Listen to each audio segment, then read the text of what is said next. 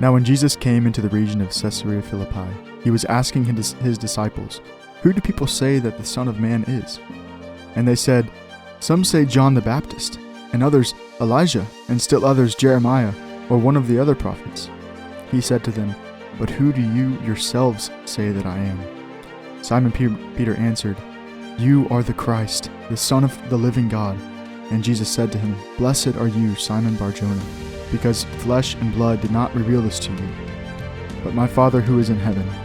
And I also say to you that you are Peter, and upon this rock I will build my church, and the gates of Hades will not overpower it. I will give you the keys of the kingdom of heaven, and whatever you bind on earth shall have been bound in heaven, and whatever you loose on earth shall have been loosed in heaven."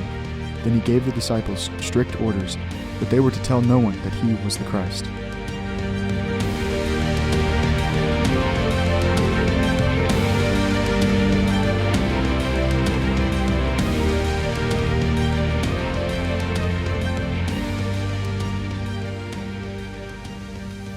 All right, welcome back to another episode of The Pilgrim's Way.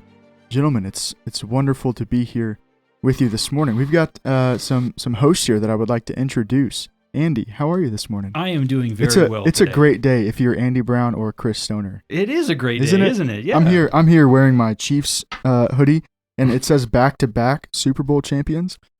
Kyle, I noticed you have yours on as well. That's right. I'm hoping to change this by a new hoodie that says back-to-back-to-back. I hope very desperately that your hopes and dreams are crushed. Glad you said change it for the Chiefs. Fly, Eagles, fly. Andy is Not an the Eagles Eagles. fan, so this was 2 years ago, right? A repeat of 2 years It ago. was, yeah. Yeah. So what happened 2 years ago? If you refresh my I don't. my That was a memory. really long time ago. Oh, I okay. remember. You don't want to talk about it. Okay. Chiefs won. Chiefs won. That's what happened. Patrick Kyle- Mahomes got outplayed by the opposing quarterback. That's what I remember. Just somehow the scoreboard didn't reflect it. Kyle Dill, how are you this morning? Hey, I'm doing fine, Chris. How Good. about you? Doing good. Yep. Good. Yep. And then we got a special guest. It's not Phil Bray. Oh. Phil is gone, and so we've got his replacement for the foreseeable future. I already miss him. John Snider. How are you, John? I'm good. Good. It's good to be Good. here. Yeah. So we've got a lot to discuss this week, and we're just gonna start off with the first day of the or Monday, which was started off in John. Excuse me, we're not in John. We're in Matthew chapter 14. Andy, why don't you kick us off here with Matthew chapter 14? Yeah, so it starts with this story about the death of John the Baptist. Mhm. And without reading the whole thing, the short version here is that John had been thrown in jail because he had been doing other things than what we had seen earlier in the gospel. Like John's ministry was fairly wide-ranging. So for this other activity, he was imprisoned. He had actually told the leader of the province at the time that it was not lawful for him to marry his brother's wife, which is accurate. But lo and behold, that leader did not appreciate being called out in such a public manner, so he threw him in prison. He kept him safe in prison because the people regarded John so highly, but then he got himself into a bad spot because he hosted a party. There were essentially, without reading too far into it, some sexual endeavors that were included there, and it pleased him so much that he promised this person dancing for him whatever she wanted, and after deliberating on it, she decided she wanted the head of John the Baptist on a platter. Which is really interesting to me. Like, why? Yeah, that seems very vindictive, right? And that actually was the question that I was asking. Like, this is a very ignominious end. Like, it's almost crass, and it's not almost crass. It is crass and just dirty. Yeah. Well, as you look into it, though, I mean, I don't think it was so much her request as it was her mom's request. Yeah, she had and some. so that's right. therefore Yeah, she that's had right. some. Yep. I mean, this was her thing. So she leveraged that to use to gain some other political advantage at the request of another person. And it seems almost like John's life has just been thrown away so cheaply. Like, here is this person that was playing such a pivotal role. He was prophesied about in the Old Testament. Like, this guy was expected to make straight the paths of the Lord. And now all of a sudden he gets his head cut off because somebody was dancing in front of somebody else in a suggestive manner. Like, that seems... That just seems wrong on some level, and of course it is. So my question is, why? Why is this story included? Why did God allow this to happen? And that's an open question. I have an answer that I think is a good one, but I'd like to hear what you all think about it. Go ahead, Chris. Honestly, I really don't know. I mean, it seems to me it makes me think of the pattern that Israel has with her prophets. I mean, I know it wasn't Israel who killed this prophet, but Israel, the Pharisees, the scribes have rejected John the Baptist, at least to some level. And it just seems like a prophet is not a job title that one would covet. It's Israel. a dangerous position. Yeah. And wasn't that the role of Elijah? I mean, Yeah. what was Elijah's ministry?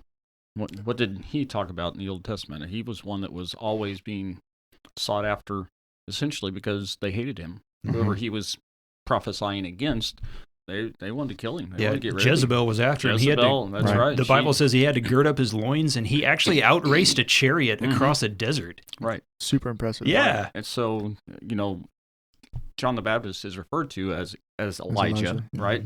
Later on in the Transfiguration as well, Elijah was there. And so it's this concept, I think, that he is that one that will stand in the face for the people. Physically a representative of the people as a prophet for the people of Israel. And kind of a foreshadowing, then, of course, of Christ himself. Yeah. So I actually think that's the right direction to go, is that, what I got it right? Yeah. Oh, of course you did, Kyle. So what was the end of Jesus's life, at least his initial physical life? It was just as ignominious an end, right? Like he was treated very shamefully. So the question again is why? And in the case of John, I actually think the answer is revealed to us in a different gospel. It's John 3, verses 29 and 30. The one who has the bride is the bridegroom, the friend of the bridegroom. So now he's talking about himself. The friend of the bridegroom who stands and hears him rejoices greatly at the bridegroom's voice. Therefore, this joy of mine is now complete. So he sees his ministry as having reached its conclusion at the appearance of Jesus. Now, of course, it's going to continue in various ways because he's a prophet. Like prophet's going to prophet, right? But the key here is in verse 30, he must increase, but I must decrease. Right. So what he sees himself as just this cog in the wheel that God is working out in history, and the function of that cog is completely under the control of God.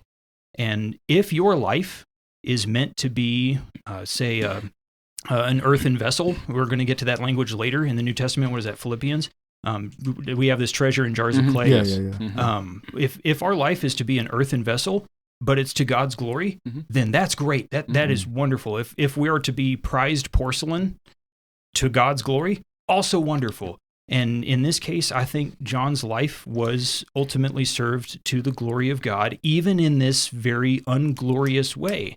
And that should be a lesson to all of us, I think. We should be willing to allow ourselves to be demeaned if it means that God is glorified. Yep, I think John understood who he was and what his ministry was all about. Yep. And so I think he always had, Jesus was always at the forefront, and always the vision, always the, here we are. It's preparing the way. And so... Well, don't you think that ties in as well, Pastor John, with the disciples? Later on, isn't there a story about James and John's mother came and said, my boys should sit on either side of you.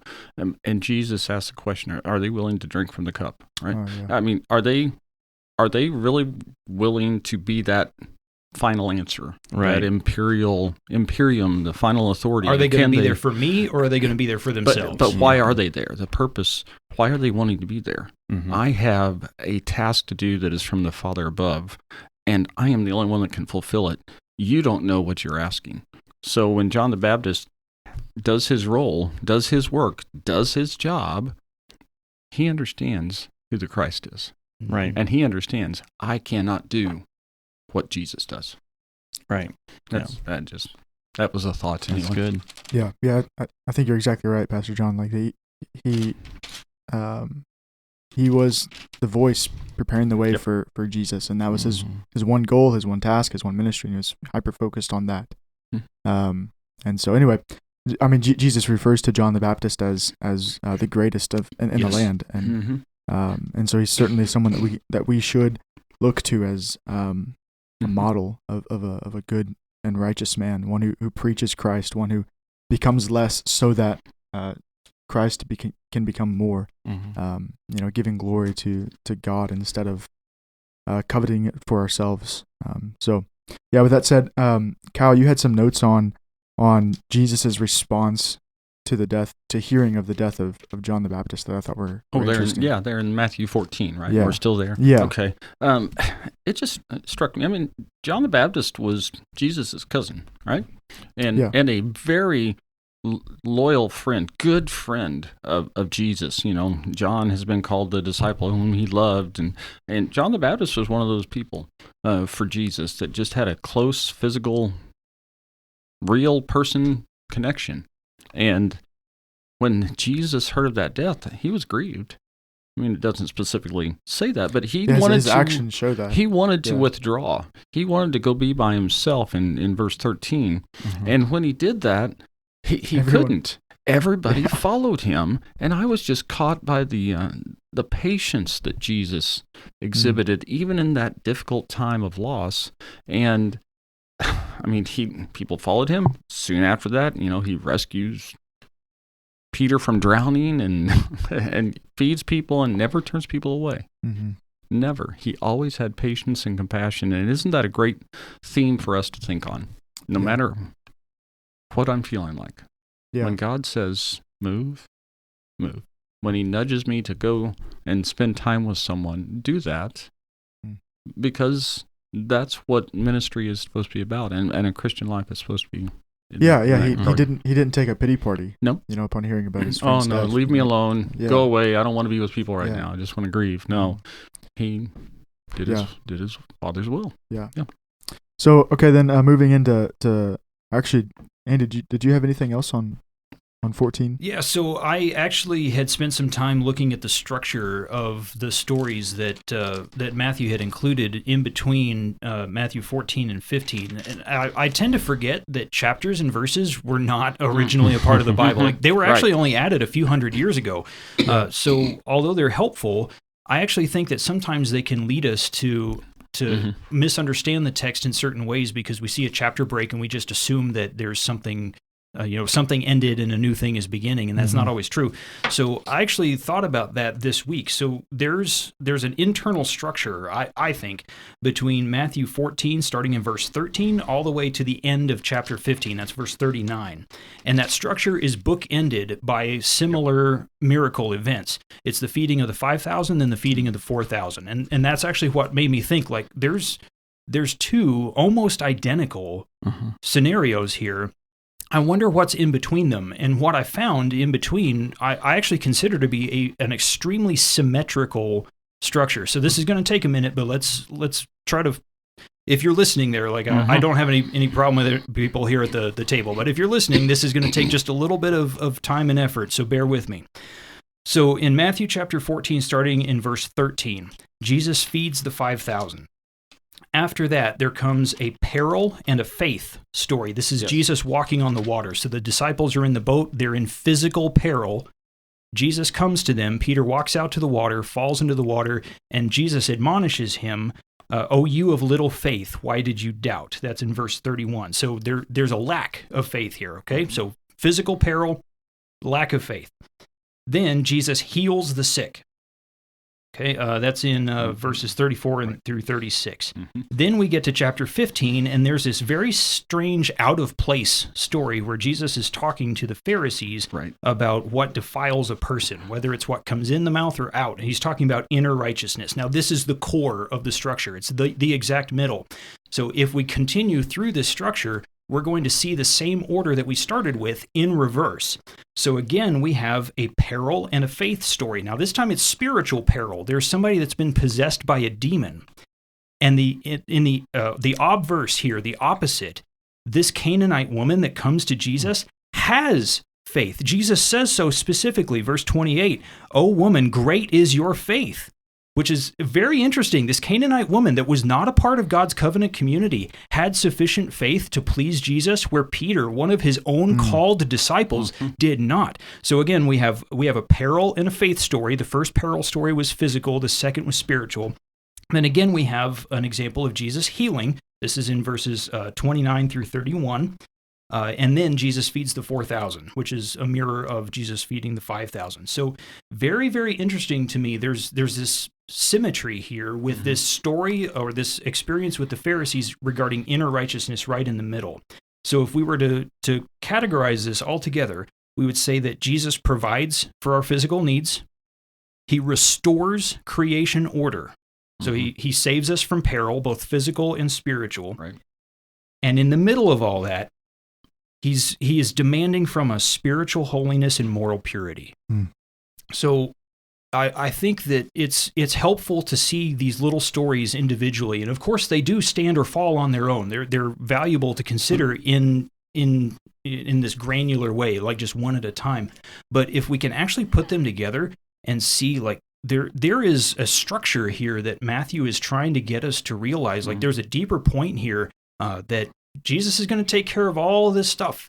He will handle the world. Like, so the story of Jesus walking on the water, the storm, anytime the Bible uses an example of large bodies of water, that's always meant to represent chaos. Right? Yeah, exactly. Chaos. Which is why in Revelation it says, and the sea was no more. I don't think that means that there's no large bodies of water in heaven. I think that just means that everything is under control. Yeah. Right. So when Jesus is doing what he's doing on the water, he's walking on it, what he's saying is that I am in control of the chaos, and I can provide for your needs, and I can save you from spiritual danger. I can save you from physical peril. But what you have to do for yourself is find this spiritual holiness, find this moral purity.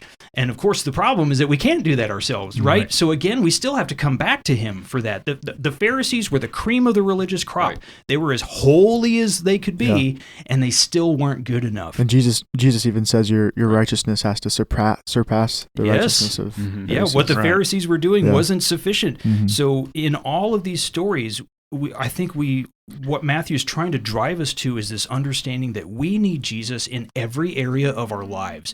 For the physical needs that we have, for the spiritual needs that we have, for the moral needs that we have, Christ has to be the object or the center of our entire existence, because otherwise we have no hope. Yeah. Yeah, no, that'll preach. Yeah. Good job. Yeah, so let's move into Matthew 16. And for the sake of time, I have one question, and then I think we needed to discuss our cold opening. So my question is the sign of Jonah. What is the sign of Jonah? Oh, that's the question. That's not rhetorical. Well, I was always led to believe, and I still think it is. I mean, it is the sign of Christ. I mean, being buried and coming back again to life. I mean, he gave, this was the sign of Jonah. What's so interesting that even when he says that, it goes over their head. It goes over their head completely, and they don't understand. Of course, we're very fortunate. We're blessed because God's living word is right in front of us. Absolutely. And so we see it. And so, and God opens our eyes to that. Whereas he's speaking it. And when someone is just speaking to you, sometimes you gotta, I'm from Missouri, you gotta show me, one of those type of things. And so I think that's the sign of that. And I think he was trying to get them to see that here's what I come for. It is hard to understand what a prophecy means prior to its being fulfilled. So I think you're right to tap onto that idea that this is difficult for them to visualize. But the 3 days and nights in the belly of the whale for Jonah, it's the 3 days and nights in the earth for Christ. And pretty much, I think what Jesus is doing here is he's answering the problem of divine hiddenness. This is one of the arguments that an atheist uses, is that if God is real, then why doesn't he make his existence more obvious? Right. Well, he doesn't need to make it more obvious in the way that you want it to be. Right. He doesn't cater to your whim. The information that he has given is more than sufficient. That's what Jesus is saying here. You can have all the signs that you think you want, but it's your will that is the problem. Well, exactly. I think it goes back, like even, you just brought that up, why you won't see it. It's kind of like the rich man. You'll send somebody back from the dead, and, God tells him, no, they won't, even if I send. Right. They won't believe even them. They won't believe. Rising from the grave is not sufficient to make them believe, which is very interesting because that's the resurrection. I mean, obviously, Jesus didn't rise as a corpse, but still. Yeah. Right. Yep. Yeah. Yeah. Okay. So Good then, question, Chris. thank you. Yeah. Let's discuss the cold opening, 13 through 20, the confession of Peter. Does anybody have any just initial thoughts on that passage? This is very interesting to me. I think this is the first time in the Gospels that Jesus uses the word church. Is that right? What verse are you looking at? I will tell you, I will build my church. Church. Mm-hmm. So I think this is the first time Jesus ever says the word church, which is interesting because the church hasn't been founded yet, has it? No. Mm-hmm. So I thought about this a little bit. Why in the world did he use the word church? So I actually went back to the original Greek because yes, I'm a nerd. Ecclesia is the Greek word, which actually just means gathering. Mm-hmm. It's the gathering of God's covenant people, which interestingly is also the word that the Septuagint, the Greek translation of the Old Testament, uses for the assembly of Israel. Mm-hmm. So it's clear to me that God is using this word church as an extension of his people, and that goes all the way back to his calling of Abram out of Ur. So Jesus is building his people, and he's doing it on this rock of truth that Peter has confessed to him that Jesus is the Christ, the Son of God. And it's that truth that animates the entire project of the New Testament church, even to this day. Yeah. And the reference to the gates of hell, obviously, I believe Scripture points to, Jesus is going to conquer even death. Yeah. I mean, that was the big one, right? Whenever Jesus performed miracles throughout this book of Matthew, it seems like they focused on the three things. I'm going to give you physical food, because you're hungry and you can't do it for yourselves. I'm going to heal you physically or take demons out of you. And then thirdly, I will conquer death. Those things that you mentioned, the sea being chaos and things that people back at that time really felt like they had no control over. Those were the things they feared. And so Jesus says, not even hell is going to prevail against you. And then that next key or next line, Chris, you can talk about this if you want to. What does it mean? The keys to the kingdom.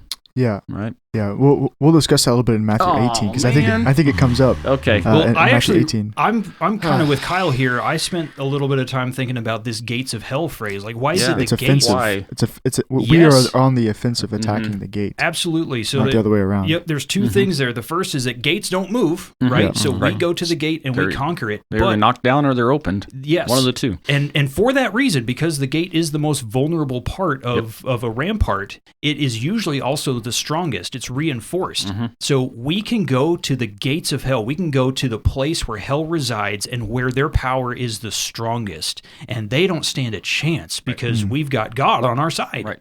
Yep. Sorry, Chris. I didn't mean to jump ahead on the keys to the kingdom. No, that's all right. But you're just trying to be efficient with our time here. No. I guess I always wonder, and none of us do. I mean, because where we are with Christ, he goes, but who do you say that I am? And Peter says, you are the Christ. I've often wondered, did you realize what you said, Peter? That's a really good question. I mean, I know you knew it somewhat. I mean, yes, he's that answer he's had to the have come Messiah. from somewhere. I mean, he is the Messiah. So we do know that, but now you are the Christ. You are. So what was his interpretation of that, or not interpretation? I guess what was his realism of that? Did he realize what he said? Yeah. And to the point of you are God. I mean, they have seen him work. But yet every time it's just like with the feeding of the 5,000, the feeding of the 4,000. Okay, he fed the 5,000, and then they get, well, let's send him away because there's no food. And you're like, well, wait a minute, you just saw him work not too long ago, and here we are. And then he comes to this point. Here he is to this point. He says, well, yeah, you are the Christ. Yeah. Right. Okay. That's a really interesting question. You know what I'm saying? I think verse 17 helps us here. Okay. Verse 17, and Jesus said to him, blessed are you, Simon Bar-Jonah, because flesh and blood did not reveal this to you. Exactly. But my Father who is in heaven. So this is like the Lord is opening his eyes. I mean, it's not something that we come to realize. Yes, there is the intellectual realization that has to take place. We see Jesus for who he is. But I think I think as time goes on, he knows more of it. Yeah, as we grow, as we all grow Yeah. spiritually, we get more and more Oh. I think there's some validity there because of the story that comes later, starting in verse 21. So from that time, Jesus began to show his disciples that he must go to Jerusalem and suffer many things from the elders and chief priests and scribes and be killed and on the third day be raised. And Peter sign of Jonah, by the way. The sign of Jonah. I think he's explaining the sign of Jonah there. Yep. And Peter took him aside and began to rebuke him, saying, "Far be it from you, Lord, this shall never happen to you." But he turned and said to Peter, "Get behind me, Satan." Yeah. So Peter goes from you're the Christ. Now good job, buddy. Like, I'm going to build my church on this rock. And then he calls him Satan to his face. So I think you're right. It takes some time. Like, we can understand the intellectual implications of some really weighty theological ideas, but I think it takes a little bit of time to percolate down into our hearts and to actually saturate our everyday lives. Could we also say, just Pastor Phil preached yesterday or taught from the pulpit about the stages of our faith. Yep. We can have that knowledge about Christ, but it takes a deepening and experientially experiencing Jesus to know, hey, my faith now is being layered upon layered upon layered. It's growing. So, this is the process of sanctification. We are continually growing into the likeness of Christ. Yeah. Yes. That was a really good question, John. I'm glad you were here. Yeah. Okay, so what about the transfiguration? I'm not. What about the transfiguration, Chris? Any thoughts on it? I think you might have some. I was just curious. Verse 3, it's just such a strange account to me. And he was verse 2, and he was transfigured before them, and his face shone like the sun, and his garments became as white as light. And behold, Moses and Elijah appeared to them, talking with him. Dude, that's so strange. Well, let's talk about Moses and Elijah. Yeah. Why was it those two people? The law and the prophets, right? That's it. Yes, the entirety of the Old Testament is represented in those two individuals. So Jesus is saying that the Old Testament's witness about me is being made manifest in the life that I am currently living, and these two people are here in order to give testimony, demonstrate that. Yeah, exactly. Yeah. So, anyway, not so strange at all, right there. I just thought it was really interesting. It is interesting, and more than just the Old Testament thing. Like I love the Old Testament. I used to not because it's so much longer than the New Testament. And it says a lot of really confusing things. But the older I've gotten, the more I've come to realize what an absolute treasure the Old Testament is, because the face of Jesus shines off of every page there if you just know to look for it. Do you think the Transfiguration as well? A side note on that possibly is. The disciples that were there saw this and had this experience, and I just think that was another way that God was giving them confidence for the future. After Jesus is gone, hey, you're going to remember this time when you were there and you saw Moses and Elijah. You are going to face difficult things, but do not fear. I have fulfilled the law, I have fulfilled the prophecies, and I have risen from the dead. That's who you're serving, guys. Do not fear. Do not be anxious yet. But anyway, sorry. Yeah. Go on, Chris. And they still had doubts. I mean, Peter was there. Peter sees this account happening, and then he denies him 3 times. Well, this is referenced in the book of 1 Peter, actually. Now, and I'm just now bringing this to mind. I apologize, but in 1 Peter... Pages. I'm sorry. It's 2 Peter. 2 Peter chapter 1. Starting in verse 16, "For we did not follow cleverly devised myths when we made known to you the power and coming of our Lord Jesus Christ, but we were eyewitnesses of his majesty. For when he received honor and glory from God the Father, and the voice was borne to him by the majestic glory, 'This is my beloved Son with whom I am well pleased.'" Flipping back over to Matthew, that's exactly what he says in verse 5. "This is my beloved Son, in whom I am well pleased." What a great cross-reference. Yeah, isn't that interesting that Peter refers back to this seminal event? Like in the words of Inside Out, this would be a core memory, right? For you Pixar fans out there. Come on, I have kids. This is where I have to live my life. But this was clearly something that meant the world to Peter, and he founded his almost his entire theology on this one experience, at least as born in witness of in 2 Peter. So yes, this is a tremendously what am I trying to say? Influential, I guess. That doesn't quite capture what I'm trying to say, but. Well, I think they, when you see that he was transfigured before them. I mean, so he became as he truly was, and his and truly body. Is. Shall I say, and not was, but is, and we have no. Yeah, there's no frame of reference. There's for no that. frame of reference for that, and yet for they them, were they afraid. were. Yes, I mean, when you see that, and when they fall on their faces, and so you think of that, seeing Jesus being transfigured in front of them, and seeing all the things that's going on. Oh my word! I mean, that revelation had to be just like a cementing point in their minds of, okay, you've been here physically with us. Yes. Oh wow, that's the holiness of God right there. Yeah, that transfigure. Just the opening of all that, and trying to work through that. Yeah. And then to what I'm always amazed too. And then after it's done, he comes back, and then they go on. It's like don't tell anyone about that. How do I go on from here? So fish, you guys feeling fish right now? Yeah. A little leaven to the Pharisee. Oh no, I'm just kidding. So the next thing that I wanted to discuss with you guys is Matthew 18, and then looking at verses 15 through 30. Just the end of the chapter here. Yeah, 15 through 35, and really discussing this idea of both discipline, church discipline, not like parental discipline, but church discipline, and then forgiveness, which is towards the end of here at. Oh wait, I almost forgot. There was a passage. Hold on, I gotta find it again.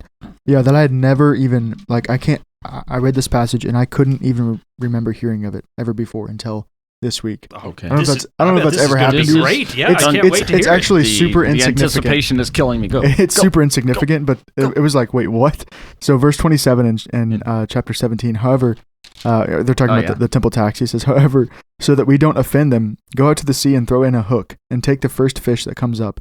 And when you open its mouth, you will find a starter. Take that and give it to them for me. And of course, the starter is it shekel? Mine says shekel. Shekel or drachma, or it's a Greek coin. Yeah. But he goes and fishes and he pulls a fish. No, I never heard. I just must have glossed over it and passed. But I read that and I was like, wait, you've never fished and pulled a fish out of the water and had money in its mouth? I can't say I have. But now, how strange. Now I'll start praying in a new direction about fishing. And I love it there because he says, because I don't want to offend. And if you remember, back in the day, if you were the member of the royal family, you were not required to do that. Right. Mm-hmm. And he's more royal than him. He is. Yes, he's bearing testimony about himself here. I mean, so therefore, but go and find, get this fish, or you'll find that's in here, and go pay for you and me, Peter, because Peter was the only one at the time married, which, and needed to pay. So, I mean, just to find that and to see that and work that in our own lives, to pray, help me not to offend, but yet honor you, but honor God through that. Yeah, absolutely. Well, actually, I think that's our connection here to chapter 18, where we were headed here. Like it's not just that we should be getting along with God. God clearly expects us to be getting along with each other, and there are some instances where that just doesn't happen. So, how do we fix those instances, Chris? Like, what's the procedure here? Yeah, I guess I can just read this. Jesus lays out the practice of church discipline for us here in verse 15. It says, "Now if your brother sins, go and show him his fault in private. If he listens to you, you have gained your brother. But if he does not listen to you, take one or two more with you, so that on the testimony of 2 or 3 witnesses every matter may be confirmed. And if he refuses to listen to them, tell it to the church. And if he refuses to listen even to the church, he is to be to you as a Gentile and a tax collector. Truly I say to you, whatever you bind on earth shall have been bound in heaven, and whatever you loose on earth shall have been loosed in heaven." And so there's the process for church discipline. At least this is where we get it. And this is why I said earlier in chapter 16, the keys of the kingdom. This is the implication for the holders of the keys, for the church, the people of God hold the keys. And so we unlock the door by, we allow people in, unlocking the door by baptism and church membership. And then we also can remove people from the kingdom, from the church, by, of course, going through this process of church discipline. And if they show that they're not repentant, that they're not looking to Christ, then we remove them. And God has given us that authority. And that's something that has always kind of stuck out to me, that we have, and it's not one individual. It's the church is making these decisions. So anyway, yeah. Yeah. And any other thoughts on that Yeah. passage? Yeah, I think you're leading to a great point for us here, because the church of God, we have to delineate here. God does the saving. Hmm. God saves us through His grace, but He gives an empowering position to the church to then here on earth to affirm who is giving evidence as a believer and who is not. Hold on, It's just kinda- let's yes. back up just a smidge and okay, cool. define our terms. Because Yes. when we say church, Yes. so we're not Catholic, like capital C Catholic, right? Mhm. We're So not Roman Catholic. yeah, exactly. So when we say church, we mean the congregational body Right. of believers. Yeah, not some the local. overarching structure of, Yes. of leaders that are going to decide things on our behalf. So we believe that the Spirit moves through God's people at the lay level. At the local, Yes. our exactly. local fellowship of believers here. And we have an And- example of this in Mhm. 1 Corinthians when Paul instructs the church. There's that guy that's committing that Oh, yeah. that adulterous act. Yeah, he has his Mhm. father's wife. Mhm. Yes. Yeah, and he instructs them that if he doesn't repent, then you need to Mhm. remove him. Mhm. And so there's, Yep. they didn't need to get an affirmation from all of the churches Mhm. around the area to go Mhm. through this big long process. Right. It was something that was done within the local church. Yeah. So I guess just to finish off on Yes, I'm sorry. to I tie up interrupted. my little bow there, it's kind of like the example that I would use would be if you go to a foreign country and you go to your U.S. citizen and you go to, I don't know, Venezuela, and you go to the U.S. embassy there. The U.S. embassy does not have the power to make you a U.S. citizen, but they do have the power to affirm that you are. That you are. They are representing the U.S.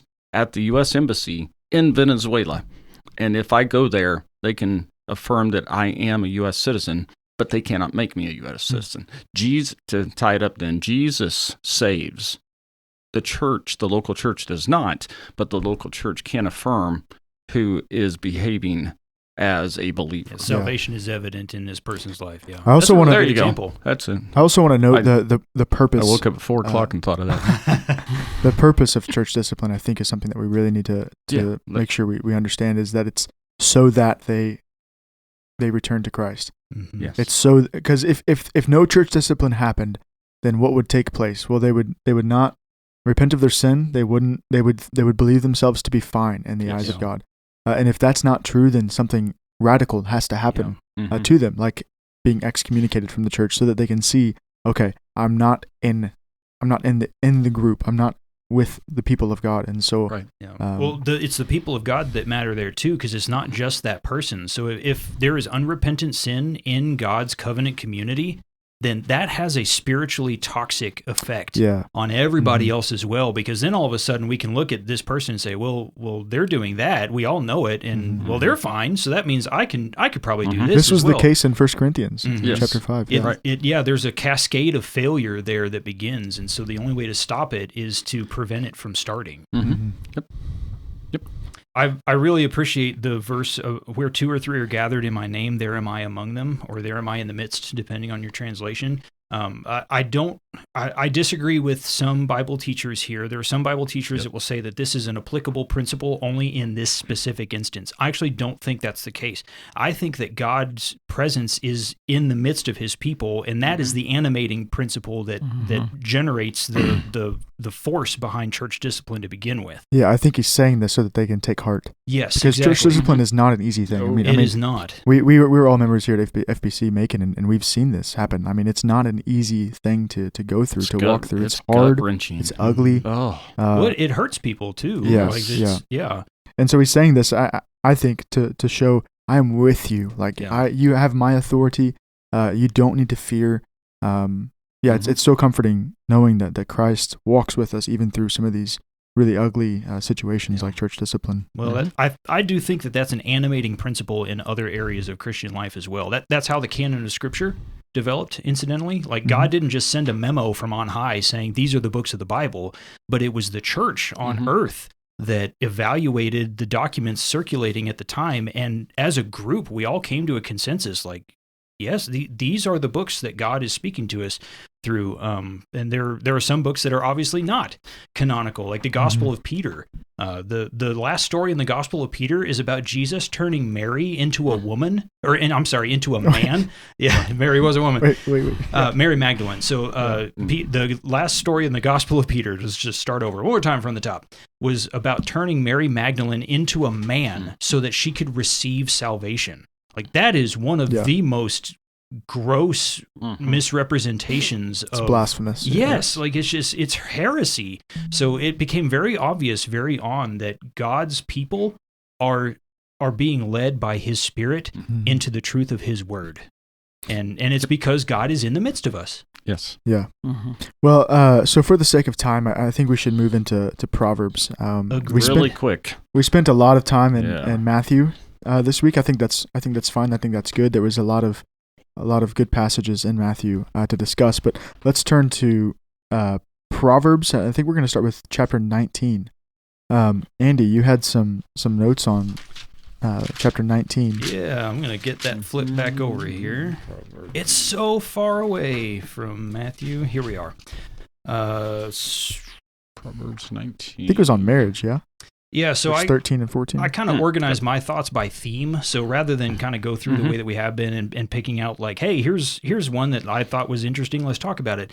I actually just kind of thought, well, what is Proverbs saying to us at a thematic level? So here's an example of verses about marriage. A foolish son is ruin to his father, and a wife's quarreling is a continual dripping of rain. House and wealth are inherited from fathers, but a prudent wife is from the Lord. So clearly he's speaking to men here, but I think the principle is fairly broad, that, it can apply to spouses as well. Like there is a certain kind of harmony, a domestic harmony that should be sought in a marriage and in a family. And when you don't have that harmony, it does not matter how great your life is in any other way. You are going to be miserable, like that continuous dripping of rain. There's a leak in your house and it's dripping somewhere. You can hear it while you're trying to go to sleep. It reminds you all the time that there's a problem that needs to be fixed. But this prudent wife being from the Lord, if you have this domestic harmony, and I'm not trying to say like marital bliss is a guarantee here, but a domestic harmony where you can get along with each other. Like that is a gift from God. Marriage is God's plan for men and women. Broadly speaking, not in every case. For instance, Paul was not married, and that was on purpose. But when two people are married, when a man is married to a woman and they live together in a home and they make a family per God's creation order, God being there and giving them each other is truly a gift. And try to make sure that you're a good one, I guess. Like if you're going to be a gift to your spouse, be a good gift. Yeah. He who finds a wife finds a good thing. Yeah. And obtains favor from the Lord. Shout out to my wife and all the great wives that are at our church. That are in this room today. Oh, there. Yeah. We actually have joked about letting our wives fill in for us for one podcast. Me and Phil were toying with that idea. It'd be really funny. Anyway, why would that idea be funny? No, that would not be fun. Because I know my wife, so I'm speaking for my wife. Anyway, okay. Did I dodge that? Okay. I wanted to cross-reference that with verse chapter 21, verse 9. It says, "It is better to live on a corner of a roof than in a house shared with a contentious woman." And I think that this is something that's not often talked about today. The sins of a woman, and we've seen this a few times repeated, that women are prone to contentious behavior. Paul instructs older women to teach young women not to be gossips. And so they have certain areas where they're prone to. Now, of course, men can be prone to those as well. But absolutely, yeah, we're not speaking like as a misogynist here. Like there are things that young men are prone to as well, like aggression. Well, and that's what I wanted to get at, because oftentimes we speak really, really, we speak a lot to those types of sins, the sins of the men, but we don't. I think because we're afraid of offending women, and in the age of when that word misogyny is thrown around all the time, we're almost afraid. It kind of doesn't really mean anything anymore. Yeah. Anyway, well, I'll tell you, the greatest witness that I think we have in our church is the women in our church here that see what the Bible teaches and they affirm it wholeheartedly. Yes. They affirm it and they live it. And that witness is far greater than mine. So like I can point to Titus and say that a pastor has to be a man. Which is pretty clearly what the text says. We'll get to that when the time comes. But that's one thing for me to say that because I'm a man and I'm a pastor. It's something entirely different for a faithful, Bible-believing, church-going woman to say, yes, the Bible says that the office of pastor is reserved for men. And there's something beautiful about that, and I'm so grateful for all. Yeah, that's a topic that could take like 47 podcasts to discuss all that. Women in our church that are listening to this right now that can affirm these biblical truths, even in a culture where doing so is hard. Yes. I want you to know that your voice matters, and we need you on this issue. Yeah. So thank you for your faithful biblical witness. Yeah, and the reason why I brought that up in Proverbs 21 is really just to encourage young women to not be contentious, because I heard an illustration a while back on marriage, and it was something to the effect of the woman controls the thermostat of the home, and she has the power to turn the thermostat up, and that is a really interesting thought. And make things really hot and make things uncomfortable and make things bitter, or she can be really cold and she can change it so nothing is. There's no conversation. There's nothing. It's not vibrant. It's not warm. And she has the power to walk into a room with good energy, a joyful heart, one that is seeking to love the family and serve the family, and completely change the dynamic of the day, and completely lift people's hearts up with her. And so I would encourage that to happen in the households. Does that make sense what I'm trying to say? Absolutely. Yeah. Okay. So with that, I think we can move into. Actually, we're running out of time. Yeah, you want to head up to 22 or 23? Let's do 23. Okay, really quick. All right. Yeah, let's wrap this up with 23. Proverbs 23. Proverbs 23.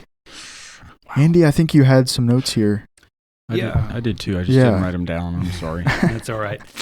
So 29 through 35, here we're exploring the issue of drunkenness. And this is a very interesting structure that Solomon is implementing here, because it used to be like we just have these little couplets of wisdom in chapters before, but now all of a sudden he's a large writing, passage. Yeah, he's writing longer and longer, not like a treatise, but the amount that he's writing on a single topic is getting larger.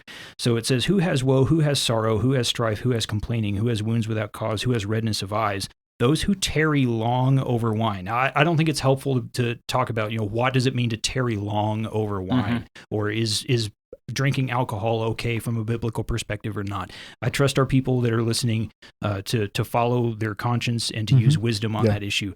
But clearly what is being discussed here is drunkenness. It's a chemical dependence on alcohol, and it's there's no way to get around it. It will destroy your life. It also looks like enslavement. I mean, it's like it almost is like they're lusting after when it sparkles in the cup, when it goes down smoothly. Interesting. When it goes down, how does he know it goes down smoothly? Like so there are these issues that need to be examined, right? And sometimes this examination can come off the experience of others. Sometimes it can come off the mistakes that we make ourselves. Exactly. Sometimes it comes off of the pages of Scripture, like it should in this instance.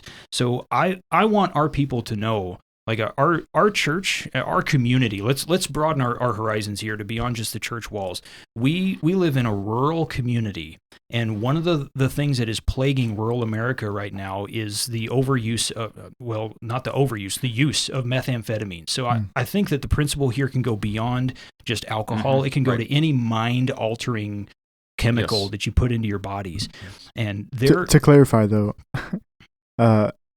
methamphetamines are not like they're like prescription drugs. Is that like where you're okay? Going? Okay. Like I just want to make sure we were clear on that. If there's somebody who lives their life in daily pain and they need like a prescription of Percocet, for example, like I trust you to handle that appropriately under the care and supervision of your doctors. But for people that have found themselves in a scenario where they feel like the only release they have is to pursue alcohol or to pursue drugs in an unhealthy way, you can come here and find refuge. Like we want to help these people because these are legitimate things. Like I don't have a lot of experience with people into drugs or into alcohol because that's just never really been a part of my family's life. But I have enough of those experiences to know that these people are in deep despair. Like this stuff has control of them in really unhealthy ways. And if you don't control it, it will control you.